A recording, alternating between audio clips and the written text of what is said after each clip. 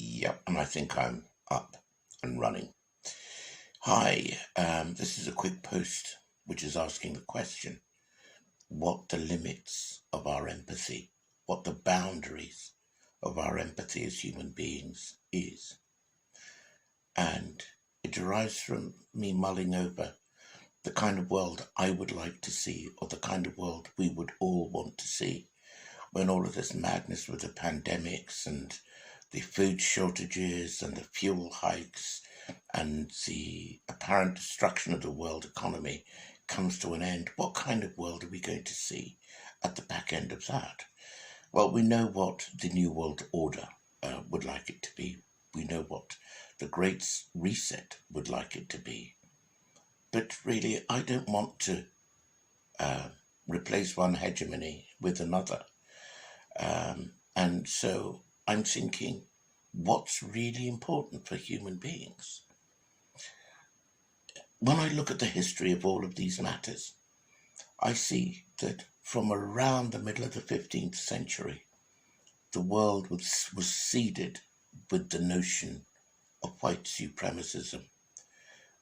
A huge wedge was driven between people of European origin and the ethnicities that originate from there and the rest of the world.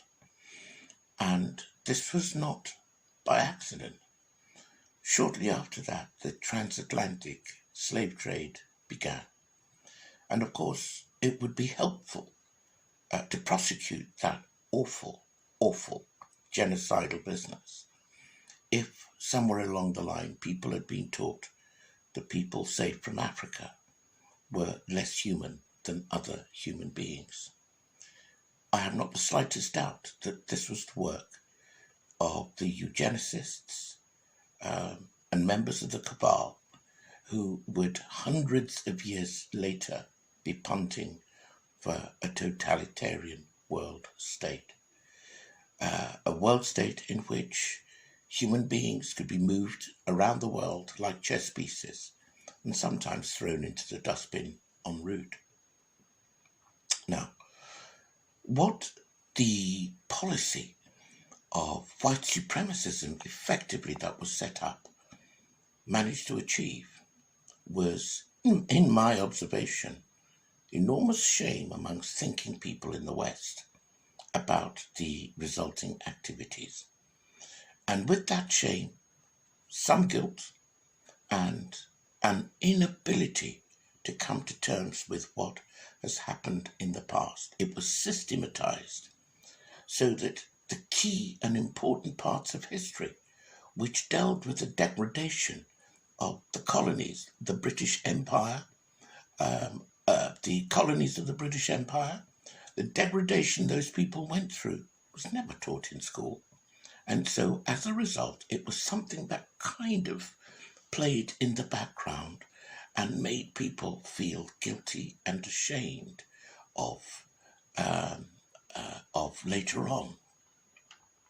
Meanwhile, at the same time, you can rest assured that the people in those colonies were all raised to find the welfare of people of European origin a matter of the utmost concern, such that the empathy that flowed in a one-way street. It was one-way traffic.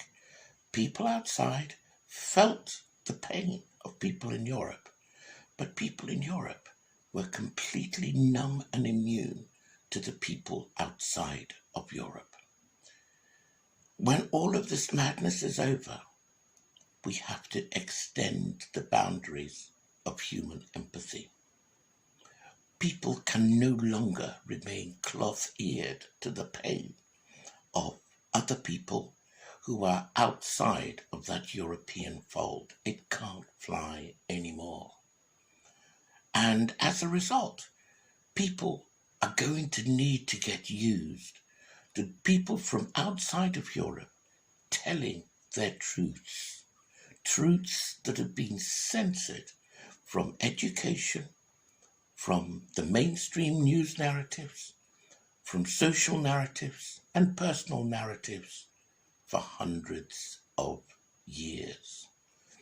And seems to me that I'm one of those people who drew the short straw, because you cannot build on anything that doesn't have a secure grounding. And a secure grounding is a grounding based on realism, reality, and truthfulness.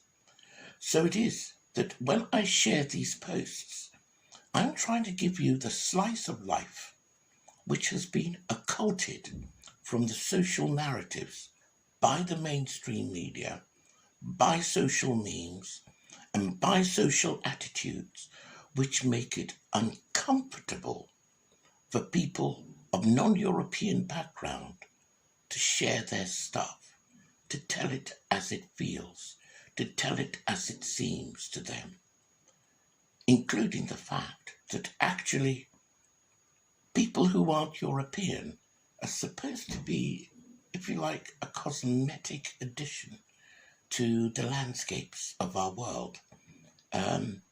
They are supposed to be seen, perhaps, but not really heard. Well, this is how the world, one of the things that is going to absolutely have to change. The circle of empathy must be extended to all of life. I would argue, actually, that circle of empathy needs to be even extended to non-human life. But that is just a beginning of the exercise that we're trying to do right now. So bear this one in mind. If you're a person of European origin, what is the boundary of your circle of empathy? Where does your empathy start and where does it end? Because it has to be extended way beyond Europe. Thanks for listening.